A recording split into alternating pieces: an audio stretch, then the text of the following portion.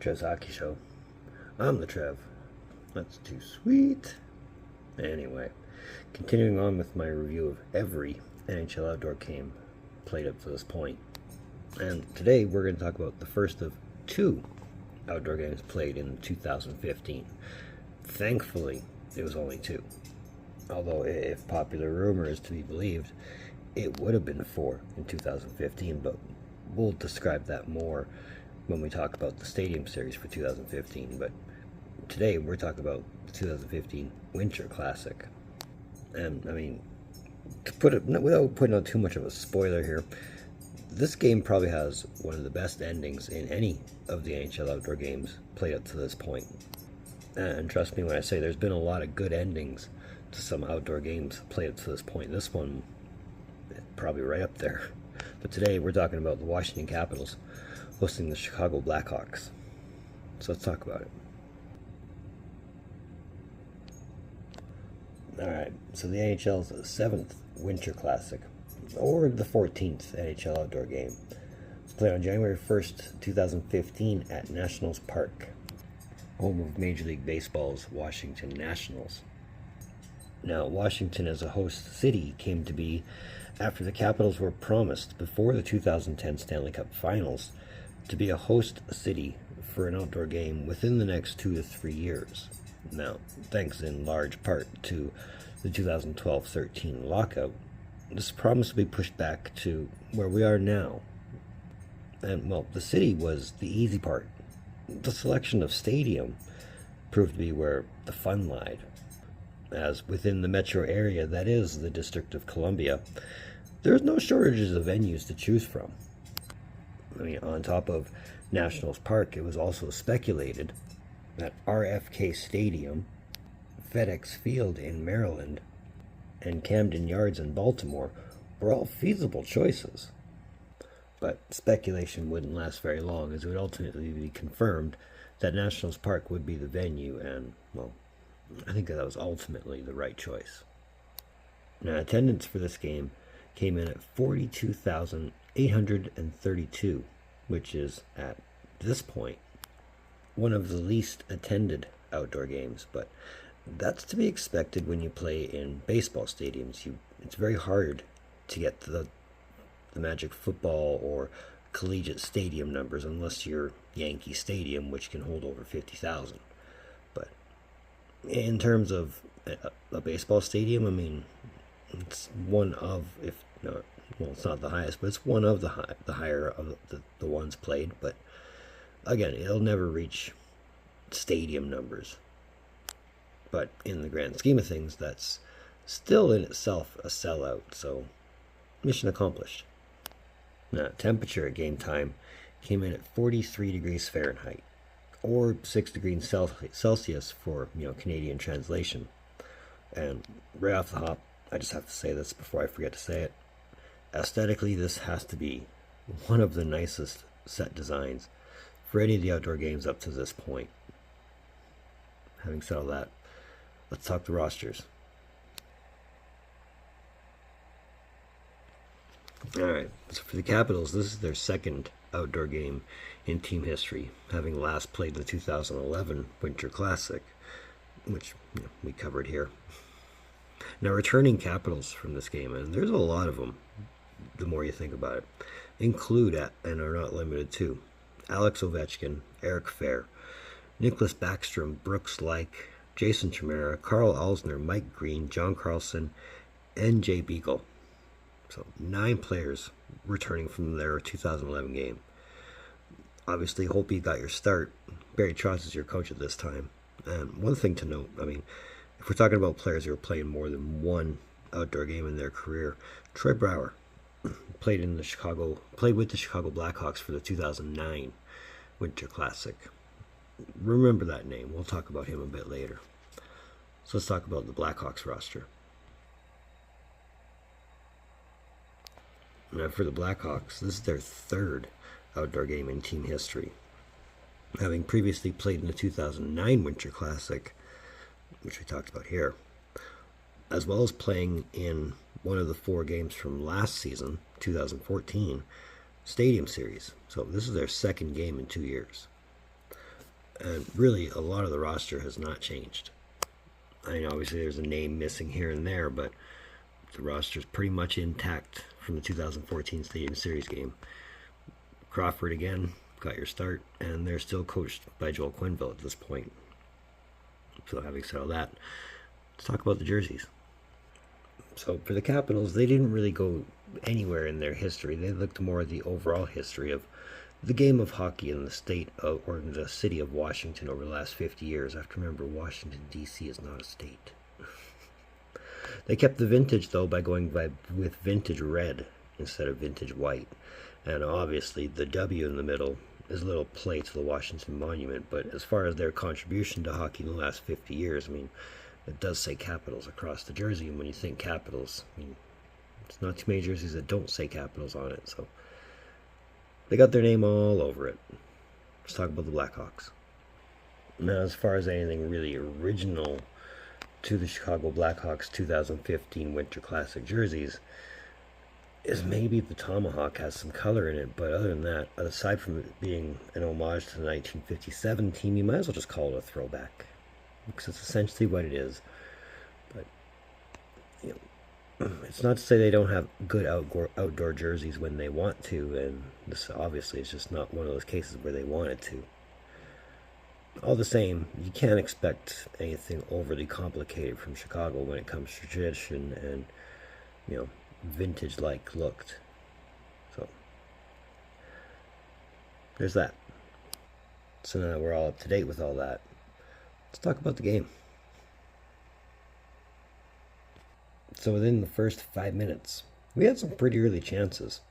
And to say it wasn't competitive is definitely not the case, because it was definitely competitive. The hits were flying, and as we got later on in the period, the shots kept coming. But it didn't take us long to take our first set of penalties. As at 5:41, Dan Carcillo and Tom Wilson would both get called for roughing. Now, Washington would open up the scoring.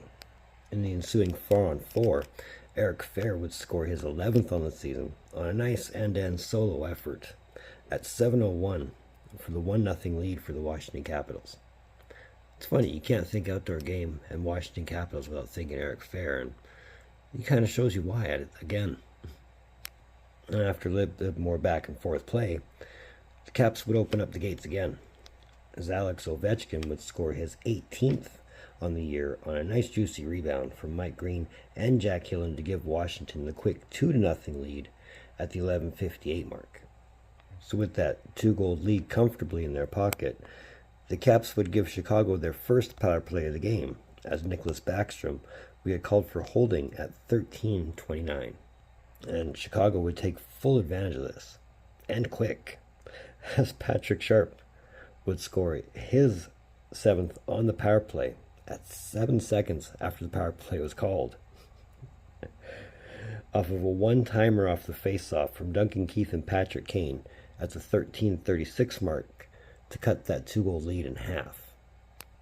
And after a few more shots by both teams, including a few crossbars, Chicago would get called at 17:41, as Brian Bickle would get called for high sticking.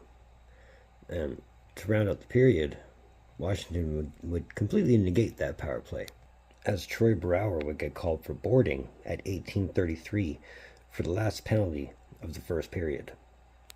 And that's essentially how the first period would end, with Washington hold on to that 2-1 lead. Now, a very back and forth period, and so many instances where we could have had a much different score, especially if it weren't for all those crossbars. Let me tell you. The Capitals did outshoot the Blackhawks 15-13, so very close in almost every aspect so far. Now into the second period.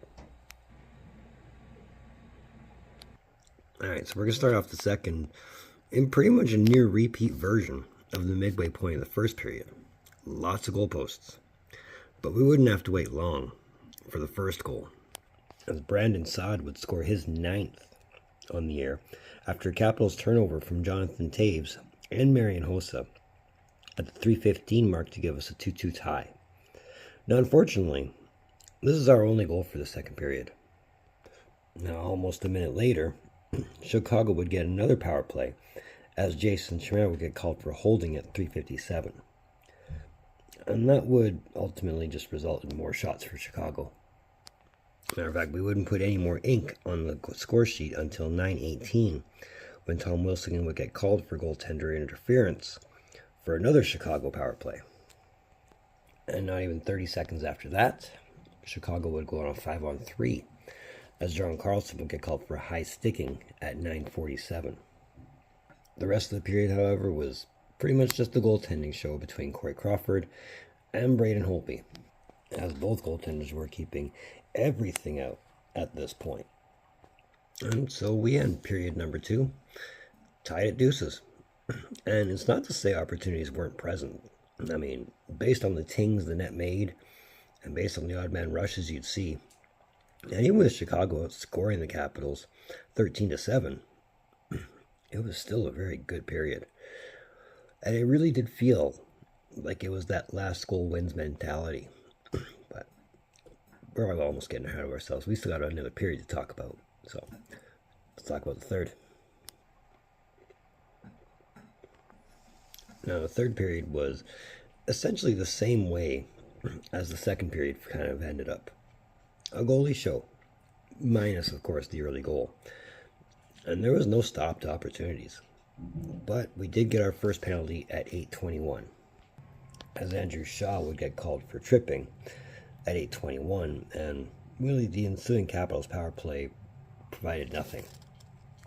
And it would stay this way for another 8 minutes before we add to the score sheet again, when Matt Niskanen would get called for boarding at 16:49. And just before that power play would end, Chicago put Washington on a power play of their own, as Jonathan Toews would get called for hooking at 18:47. So with overtime looming and a minute 13 to go, the prospect of extra time is becoming a bit of a reality, but the Capitals would look to make the most of this power play that they had. So on a broken play, and what developed into a delayed penalty to the Blackhawks along the way, Troy Bauer, that guy I was telling you about at the beginning who played for Chicago, he managed to put an exclamation mark on this one, scoring on a wicked wrister with a deflection, with a screen from Alex Ovechkin and Mike Green at 19:47 for a 3-2 lead late in the third period. And of course, there was a delayed penalty on the play. Brandon Saad would get called for slashing on the same play to keep essentially the Capitals on the power play to end this game. And that is essentially how this game would end. 13 seconds to go in a game winner from a guy who used to play for the team that just lost. What a finish. Now, if winning the game wasn't enough, Washington also won the shot total for the third period, outshooting the Blackhawks 13-9, with both teams managing 35 shots apiece for the game total. But here's where we are as far as team totals and outdoor games are concerned. It's only their second outdoor game, but Washington joins the Rangers as being the only two teams to not lose an outdoor game that they have played more than one outdoor game in. Whereas Chicago is starting to slip a little down the pole, but again, when you've played more than most of the field in this chart here, it's not hard to understand why you're still stuck in the middle and not on the bottom. So here's my general opinion of the game. And it was a superstars game. I mean, all the superstars came out to show up. Ovi was there, scored 2 points. Kane and Toews got a point each. Backstrom was instrumental in a lot of the plays going down. Your goaltending was at its peak between Crawford and Holtby combined. I mean, when they weren't letting in bad bounces and silly goals, but that's beside the point. And despite that score, the excitement of the last minute or last 13 seconds, it was a complete goalie show. I mean, again, take away the bad bounces, take away the bad goals. If it weren't for the bars and the shot attempts, it could have been much different. Now, as far as the pace went, I love the pace of this game. It played out well. For every time Washington was shooting, Chicago was shooting. Every time Chicago was hitting, Washington was hitting. And yeah, it played out nice, it played out fast, and it played out exciting. I loved it. And as I mentioned, aesthetically, This one was really a treat. So all in all, one of the better outdoor games played, I think. And yeah, good game. So let me know what you thought of the 2015 NHL Winter Classic.